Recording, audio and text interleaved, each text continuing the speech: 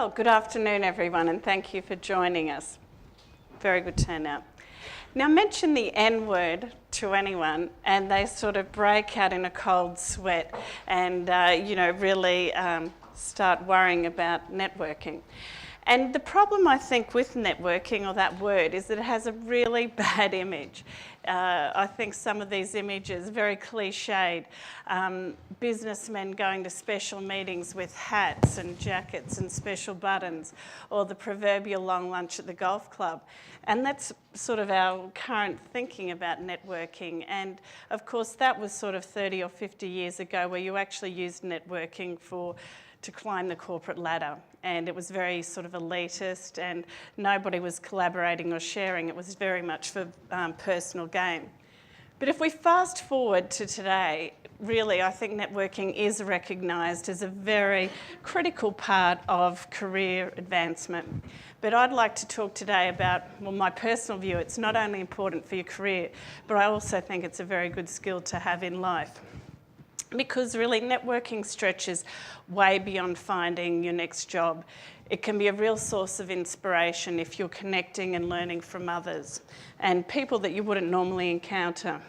So I think too, we need to open our mind. Not only might we find our next mentor or role model, but heaven forbid, we may even find a friend. So I think networking, if you look it up or Google it, there's a million different definitions, but to me it's really about creating and maintaining relationships, and that's predominantly what I would like to talk about today. Obviously you're all motivated and want to learn more about this topic, but I think there's a lot of people who think, why should I even be bothered with this whole idea? You know, I'm doing my job well, I'm well educated, I'm being promoted at work, let's just keep head down and tail up, so to speak. And that's certainly a very good strategy and it has worked for a lot of people. But today, I guess I wanted to just point out that you may be disappointed along the way because you may miss out on some great opportunities. And I'm going to talk about career advancement, but then also touch on just being the first with the news within your organisation and the value that that can bring to both yourself and your company. And also, of course, what it's all about in business anyway, which is winning new business. So let's talk about fast-tracking your career. I just spoke with the gentleman from eWorld Daily before, and I mean, if you talk to anyone in recruitment or HR, obviously social media is now a critical way for people to find talent. And there's a million different statistics out there, but one of them said 90%, but isn't 75% of statistics made up, or 75.3%? But social media is obviously used as an important tool in finding people. So obviously it's important that you are somehow in that research trail that they find. So that's one basic reason to have yourself on social media. But of course, one of the most important parts of recruitment is this passive market, as the recruiters talk about in their secret meetings, is that the candidates who aren't actually active on the market, who haven't applied for the jobs that are advertised, are those that are most valued. So if you aren't somewhere in the universe, and that universe is predominantly online, nobody's going to be able to find you, and I think that's something that's very important if you want to get ahead. So I wanted to give you an example that just happened this week for me, and to give a personal story about how I guess the headhunting game works for me. I was contacted by a recruiter this week for a job, very senior job in the high 200,000s. Well, I would have been happy to take that salary. I don't know about everyone else here in the room. For the head of a digital marketplace. And like many other people who are probably approached like this, I guess I'm lucky. I've been in the game for 15 years. I sort of have 5,000 connections or something on LinkedIn. Now I'm part of the Procurious community, which was 12,000 people. And of course, through all my meetings over those 15 years, I've had the opportunity to meet a lot of great people. So how does one's mind work when you get the call from the headhunter? Well, of course, you immediately think, right, who's a standout and, who immediately springs to mind, and you get a few names. But then you go to your social networks. That's what I do, because that's probably the best repository of who I've met over the years. And of course, who's first going to come to mind is not the person that I met 10 or 15 years ago when e-marketplaces were all the rage, but it's going to be the person that I saw post on LinkedIn or Procurious that morning. I guess it's just human nature that if you see something, it is the first to recall. So I guess that's the first sort of lesson. So when I then started going through my network, I thought, right, well, there's some certain skills, some sort of companies I think that work on. But because there's so many people in that network, I had to really be a bit ruthless and apply some sort of methodology. And I guess you might be a bit shocked to say, but there were a lot of people that didn't make the list from these simple social media rules. One, which is the easiest, and I am going to elaborate a little bit on this today, is a profile picture. If someone doesn't have a profile picture, I guess it raises a lot of questions for me. One is, well, why aren't they just being a little bit more transparent, or don't they know how to upload? And I didn't before I found my millennial mentor, I've got to admit. So that was the first one. People who have limited connections. There's a lot of people before I come to these conferences that I look up and they've got 49 LinkedIn connections, 143.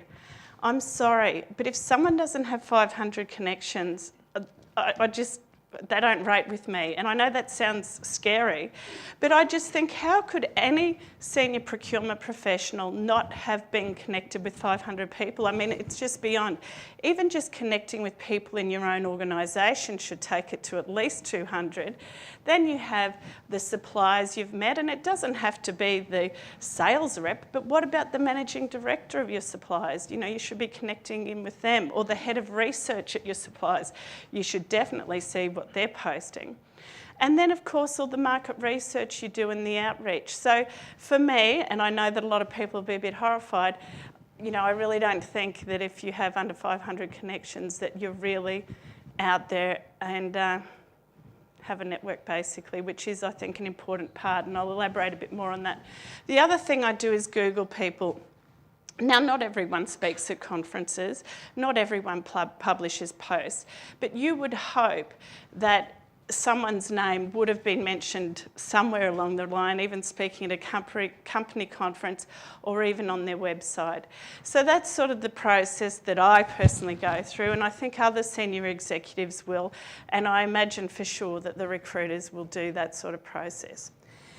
So why would I do that? Why do I go to that? Well, because of course, if someone's recommending you to another employer, which, as we said earlier, is how most of the recruitment happens, I'm putting my personal brand forward. And if I'm putting my personal brand forward, I want to be recommending people that I know are connected, maintaining their networks, and are in, as I call, the flow of information. Last week, AT&T's CEO came out and said, if people aren't doing 5 hours of online training each week, they're going to fall behind. It's because the rate of information at the moment is so intense. And I mean, in a way, it's a fantastic opportunity for us to stay across everything. But it's almost like drinking water out of a fire hose, isn't it? I mean, there's so much information. But if you cut yourself off totally from the fire hose, then I'm afraid that you might get a little dehydrated. So it's important, from what I've said, I believe, to really update your online profiles and make sure that you've got a great photo, that you've got your recent history. Even if there's not a lot of detail, at least show them the fantastic companies that you've worked for and your education, and make sure you connect with 500 people. At Procurious, our aim is to change the face of procurement. So I don't know how many of you have been online, but we've tried very hard to make it a very fresh, dynamic-looking community, and that's one of our objectives. We think there's a lot of outdated images of procurement out there. The old brown cardigan brigade comes to mind. So for us, it's really part of our mission that we want as many people looking as fantastic in procurement as they can, because there's this cumulative effect as well. It's not just about you and your career. The more that there are positive stories about procurement out there, if you think the recruiters are looking, what about the business analysts who are looking at companies and what different professions are doing? If we're out there sharing our story and promoting the great things procurement does, then it'll have a cumulative effect for the whole profession. Now, I am going to elaborate on the profile picture. It does sound very boring for me to be talking about photographs, but the team did stress to me that we do have some scary photographs on Procurious and that this was a very important point for me to make. So I always listen to the team. So here are some photographs of myself. Not to leave this room, the top left is a selfie in a bar at 12:35 at night. I don't think I'm looking too bad there actually, but yeah, so that's the old selfie. Not too bad, but the face isn't right in the centre and you shouldn't have a selfie. The bottom right's my Facebook photo, which is totally private. I've only got about 30 Facebook friends and it's mainly to keep in contact with my family in Australia. And the other two are professional photos. And I think that's the point. You really have to make sure that your headshot is a headshot, that people can see you for who you are, and that it is a very professional image. We don't want selfies, we don't want wedding photos, no hazy screens or bedroom eyes, favourite cars or children. As I said, you laugh, but there are a lot of crazy things out there on the web. But I think an action shot of you working or doing something is great, but they're hard photos to get. So just a nice, clean headshot. So enough with the photos already, and certainly photos of me. As I said earlier, I think one of the big benefits of being part of an open network is that you open yourself to new sources of information. And I don't know if any of you, probably it's a supply chain theory, but closed networks and open networks could be one analogy. But obviously, most of us spend our lives in closed networks. If you're part of a religion, if you're part of a company, you're part of any community, it's a closed network. And as we know, that's a very comfortable place to be. Everyone has their modes of working. You've got shortcut language. Very nice place to be. But it does sort of promote groupthink and you are limited with the options. Obviously, when you push yourself into an open network, you're open to a diverse range of views. And we had a big debate with Procurious because I wanted it to be a closed network because I only wanted procurement professionals. I only wanted them to be qualified. I didn't want any recruiters in there. I didn't want any salespeople in there. And my team really talked me out of it, and I'm really glad they did because really it is predominantly a procurement community, but people who are sharing, and if we didn't have the diverse opinions of the people in the community, it wouldn't be as rich as what it is today. So I think that's very important. I think too, with this breaking news point, a very important part of your career, I think, or to be seen to be adding value, is to come in of a morning and have something new to share. It's that old elevator moment when you walk in and you've been out taking the selfies till 1 o'clock in the morning and you're in the lift with the CEO. So what are you going to say? And I think that's one of the things that we think is value for a quick browse through social media of the morning. You at least know what the breaking news is. And although everyone in the procurement community might know this news, you may be the first in your organisation. So, you know, when the bomb blast in the Chinese port, obviously that had a big influence on a lot of people. When the rivers flooded in Thailand, you know, that wiped out a whole supply chain. And I guess what we're hoping is that we want this online community to be something that actually is a great resource for people. Supply chain disruptions is one of the biggest concerns for CEOs and obviously for our profession. And obviously if there's a huge flood in Thailand that wipes out your whole supply base, it's difficult to hop on a plane and get to Thailand and check it out. We're hoping that people will go to Procurious, say, look, I've had this issue. Does anyone know what's happening? Does anyone have alternate supplies? You can get information. And I think the more that we get used to going to a community like this, the more we'll build a reflex and a muscle so that we'll come to rely on this community and support each other. Because let's face it, procurement is a fairly lonely place for a lot of people because you can be the only category manager in your company, maybe in your industry, in a continent. And it was a real light bulb moment for me once we were running a workshop and this guy finished the day, said, I can't believe that there's other people in the world that do procurement savings databases. And it was such a great day for him to be together with people that did the same thing as him. And I think this gives you the opportunity to connect with people that are buying the same thing as you or in the same industry. And the proof's in the pudding. We've literally had thousands of questions asked on Procurious and thousands of answers. So people are really willing to chip in and provide rich answers, which is really what we're hoping. It'll be a great resource for the profession. Ultimately, the objective of most networking is to find new business and to generate some sort of commercial value out of the networks that you've made. I'd now like to share an example of my business of how I've actually, from one networking meeting, actually turned it into at least $1 million, but probably a couple. I'd like to stress that was over a 10-year period, but it sounds very good, doesn't it? So basically, about 10 years ago in Australia, I met with this really inspirational CPO, a guy called Nick Moen, who was the head of procurement for BP in Australia and New Zealand. Now, I don't think I ever successfully got Nick to be an official client, but he was probably one of the biggest influences on what I did with my company and probably still doing today. So Nick and I just used to meet up for coffee about every 4 to 6 weeks, and we'd talk about procurement, we'd talk about where it was going, developing the profession, leadership issues, and there was a real exchange of information. And he really inspired me to start our Roundtable program in Australia, which has been running now for 8 years. We've had 50 large companies through there benchmarking, so that was a huge development from that in itself. One meeting, Nick suggested that I reach out to Jimmy Ankle-Staria, who runs this amazing should-cost modelling program out of San Diego, but he came to Australia, so we've had a relationship with Jimmy for about 7 years. Then Jimmy recommended a lovely man called Jean-Francois Baril. I don't know if anyone knows Jean-Francois, but he used to be the CPO of Nokia, and he came out to be a speaker at our conference, and we formed a great relationship. Fast forward a few more years, and Jean-Francois introduced us to his son, Mathieu. I don't know if Mathieu made it here, but Mathieu then built all the e-learning platforms for Procurious and ended up going to Australia and living in my home for 3 months while he built that, you know, just to save some money on the project. I wasn't living there.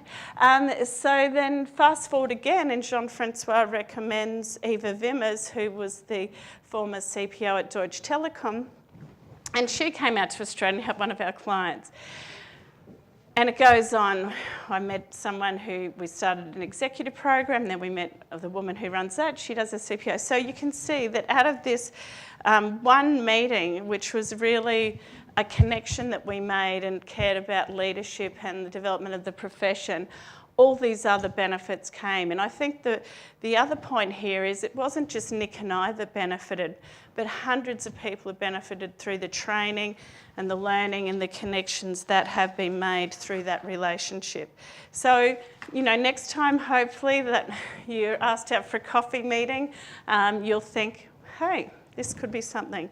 But I guess I've tried to share with you what I think are the benefits of networking, and I thought it might be worthwhile for me to share some of my fundamental beliefs about networking.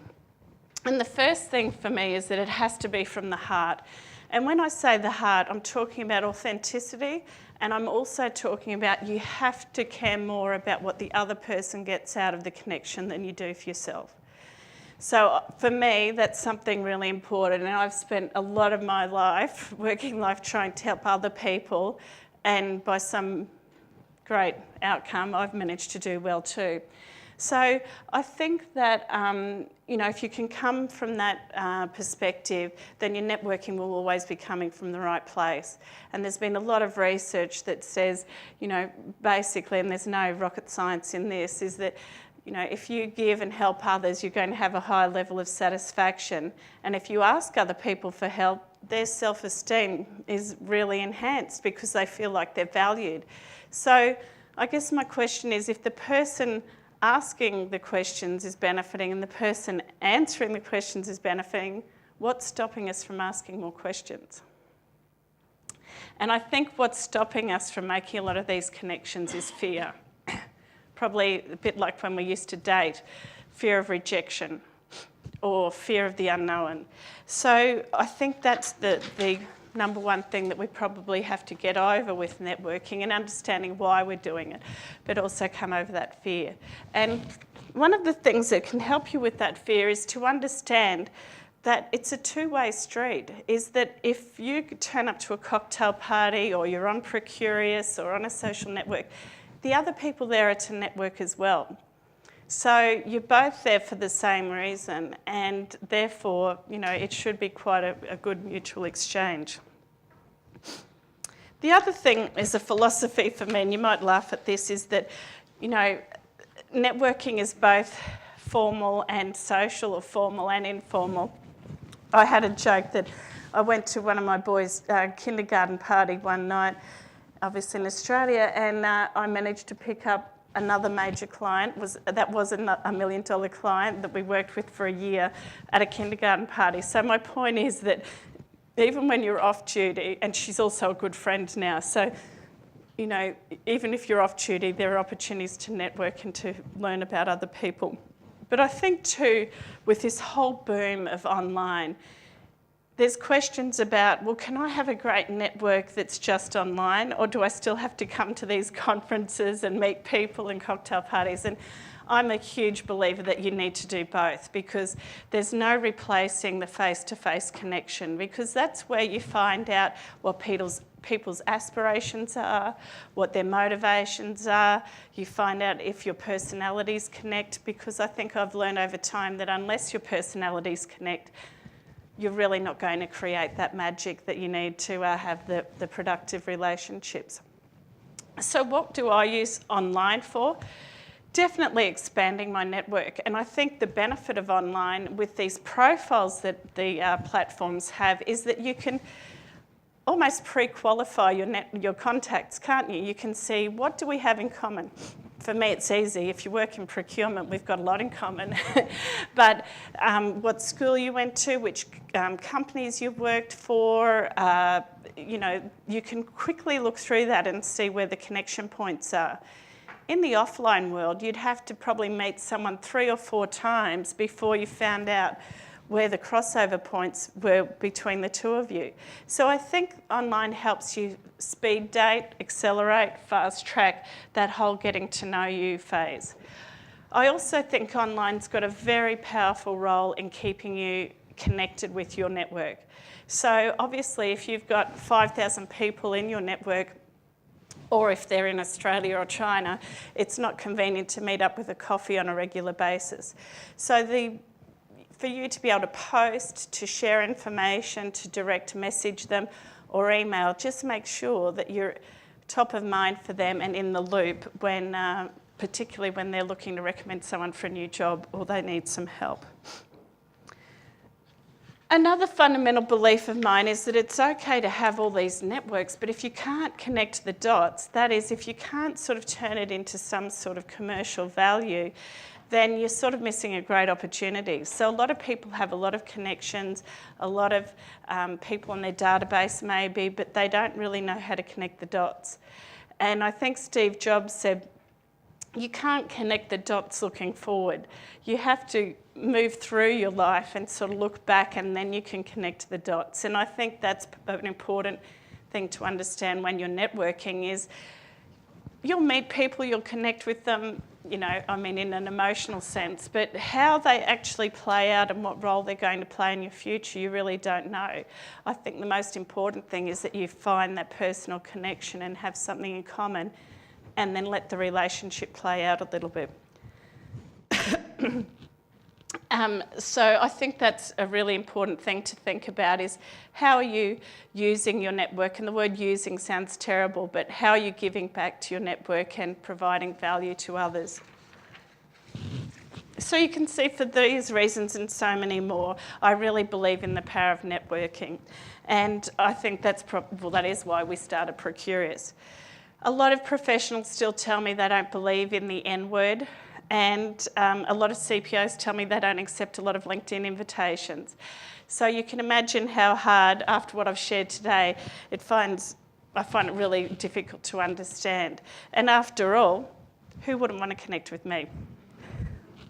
So apparently, I mean, the numbers vary, but there's like 3.5 or 4 million procurement professionals in the world. And when you think about it, I sort of started thinking, well, there's 100,000 in ISM, there's 100,000 members of SIPs, well, there's 200, and there'd be a lot in government, and there'd be a lot in the consultancies, but it's really hard to get to 3.5 or 4 million. You always think China, there must be a lot in China. But I think the point is that there's a lot of people in procurement who are alone in the world, and they're very isolated, and they're not aware that there's this whole body of knowledge and 3 million other procurement professionals out there that can help them. And what we're trying to do at Procurious is connect everyone and help them learn from each other. So I think there's so many problems we can solve together. There's so much we can do to promote our own careers and the profession. If only we use the power of connection and leveraged our network, I don't think there's much that we can't achieve. So Procurious offers the promise that if you get involved, you will get ahead. So thank you. Any questions? Just on that point, I think another important thing for procurement is that social media is going to become part of everything we do. I'm sure your suppliers are already coming to you showing, SRM type products that are based on social media or inventory management. Social is going to be part of every bit of technology, I think, and predominantly what procurement professionals are going to be buying is technology. It's not about buildings now, it's about the technology that runs the building. It's not about mining trucks, it's about the technology that runs the mining trucks. So more and more we're going to be buying technology. So I think the more savvy we can be with all of this, and particularly staying across the rate of change is important. Well, for Procurious, I mean, we've only got 12,000 members and there's 3.5 million professionals, so there's still a lot of room for growth. But we're going to be very community-led. I mean, we haven't had a big ad campaign or anything major. I mean, because I believe it's got to be a credible community. It's got to be based on knowledge sharing and just be credible. So I think we've proved that now. We've been operating for 18 months. I feel like we've got good feedback from the community. So we'll really be community-led. We're running a corporate pilot this year. So you can basically have Procurious for your organisation.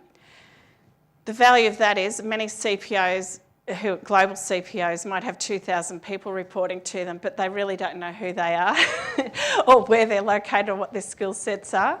So they've got the same problem as, say, a headhunter when an assignment comes up in Chile and they need someone for 3 months. How do you find the person?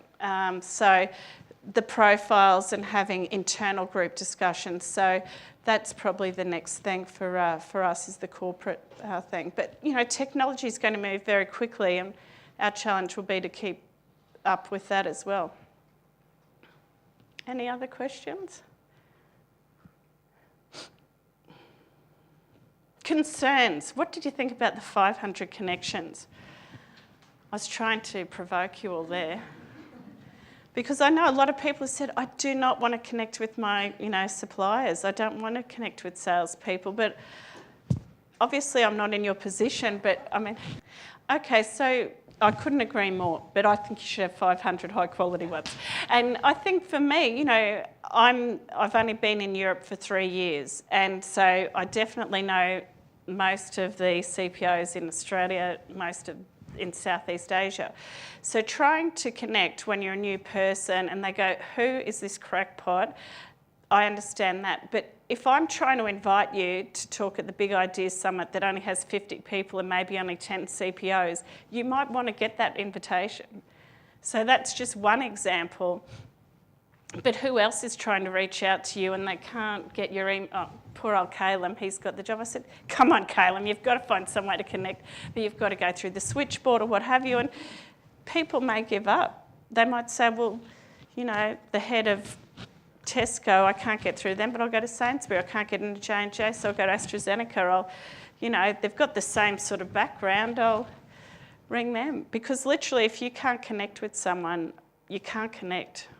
You can't get through the switchboard. So it's just a decision, and it's all benefit versus the pain of having every man and his dog contact you, I guess.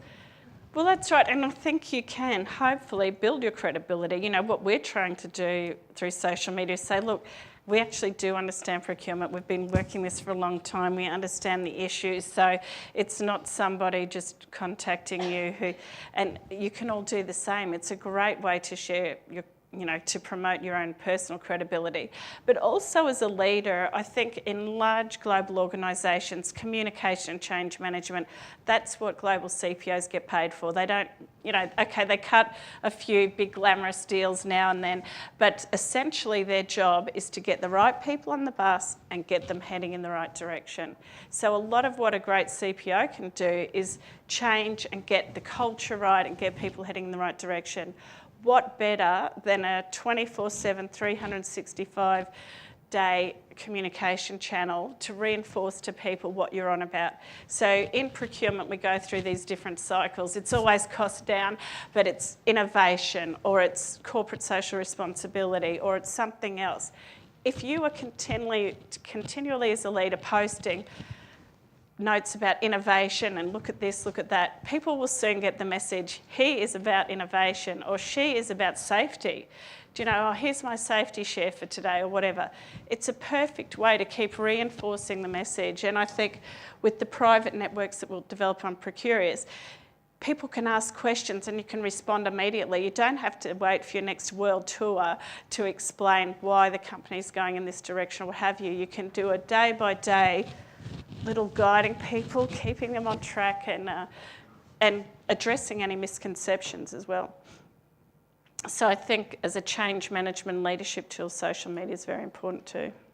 Okay, I get that asked a lot. Funnily enough, I'm just doing it for the love of it, but I have been for the last 18 months. But essentially, we've got advertisers, but that's not enough to keep the doors open. So our main revenue stream will be corporate subscriptions at this point. But obviously the value of the community as well, the more members we have, the more engaged people are too, the value of the company will increase. So I've got a picture of a yacht on my wall, but there's a small one and there's a big one. But no, but that's the plan. But I mean, this has been a long-term dream of mine. I've believed in getting procurement people together my whole career, and I think this technology just allows us to do it. And really, you don't know with these things where they're going to end up, but you've got to be led by your customer and the community and what have you. Exactly. Or, I met with the gentleman yesterday about his, very analytical reports. He's like an analyst for different technology products and what have you, and so we could do a deal with him and people get a discounted rate and have that information streamed to their private community. We could do skills assessments on there. We've got the e-learning. You could have your own private e-learning. We could benchmark your people against everyone else that's on there. But what I want to do is once we have the pilot and it's working is to get together a group of CPOs and they can design the next module, 1.0, 2.0, and once again, make sure it's customer-led and it's meeting their needs, and that there's not other products out there that can do it better. Yes, so Ewan, who is downstairs as one of the doctors in the clinic, he is our content manager, so he is writing a lot, but we really hope that we won't be writing that much soon, because I think a lot of the rest of the procurement community, well, the suppliers and the consultants were very wary of us, obviously, and didn't really want to share. But, I mean, we're going to great lengths to say this is an open community. And I think, too, you worry about consultants, and I am a consultant, getting on there. But actually, a lot of these companies do produce really good information that is really great for our community. So, when Deloitte's published their CPO study, that's something everyone wants to read. Or, even the technology houses. So if we can encourage them to post it all on Procurious, and of course you'll download it and you'll have to give your email address, but at least it's in one spot. And I think it's a great marketing platform for anyone who is providing the profession as well. So, And we have a reporting mechanism as well if there's anything that you're not happy with. Okay, well, thank you all so much. I've got some business cards here, but you know where to find us.